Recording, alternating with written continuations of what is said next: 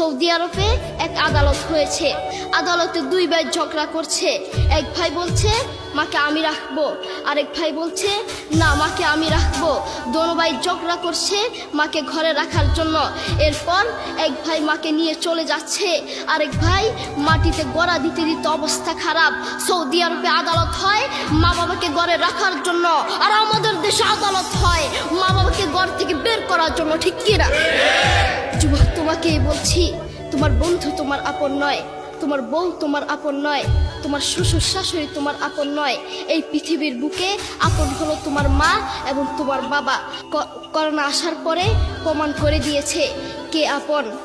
এক মেয়ে তার মাকে ফোন করে বলছে, মা আমার স্বামীর করোনা হয়েছে। মা বললেন সাবধান, তার কাছে যাবি না, আমি সকালে সিএনজি পাঠিয়ে দিব, তুই টপ করে সিএনজিতে উঠে যাবি। এটার নাম দুনিয়া, এটার নাম দুনিয়া। করোনা হওয়ার পরে বন্ধুর কাছে যায় নাই, করোনা হওয়ার পরে শ্বশুর শাশুড়ির কাছে যায় নাই, করোনা হওয়ার পরে স্বামী স্ত্রীর কাছে যায় নাই, কিন্তু করোনা হওয়ার পরে এখনো ইতিহাস আছে মা তার ছেলেকে গিয়ে চুমু খেয়েছে। করোনা হওয়ার পরে এখনো ইতিহাস আছে বাবা তার ছেলেকে কাঁধে নিয়ে হাসপাতালে গিয়েছে, ঠিক কিনা? যুবক, তুমি তোমার মাকে কিছু মনে করছো না। তোমার মাকে তুমি ঘর থেকে বের করছো। ছেলে বিদেশ থেকে এসে শ্বশুর বাড়িতে গিয়েছে, তারা তাকে উল্টাপাল্টা বুঝিয়েছে। এখন বাড়িতে এসে সে বলছে, মা তুমি আমার টাকায় খাও, আমার ঘরে থাকো, আবার আমার বউকে পিটাও। এই কথা শোনার পরে কি কোনো মার কলিজা আছে? মা বাথরুমে গিয়ে আধা ঘন্টা কাঁদতে লাগলেন। কেঁদে অজু করে নামাজে দাঁড়ালেন।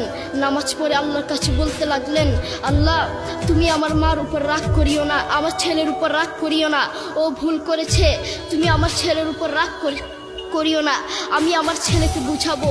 এরপর মা গিয়ে ছেলেকে বুঝাচ্ছেন, বলছেন বাবা তুমি আমাকে বের করে দিবা, সমস্যা নেই, তুমি আমাকে বের করে দিও, কিন্তু আমার একটা স্বপ্ন আছে। ছেলে বললেন কি স্বপ্ন বলেন? মা বললেন তুমি বাজারে গিয়ে একটা পাকা আম নিয়ে আসবা, এসে তোমার বুকের উপর রাখবা, সকালে উঠে ওটা আমি খাবো। এরপর ছেলে বললেন আচ্ছা ঠিক আছে।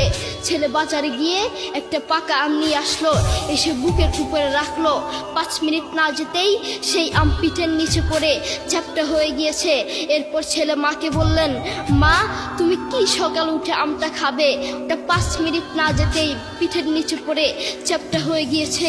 এরপর মা চোখের পানি ছেড়ে বলল, বাবা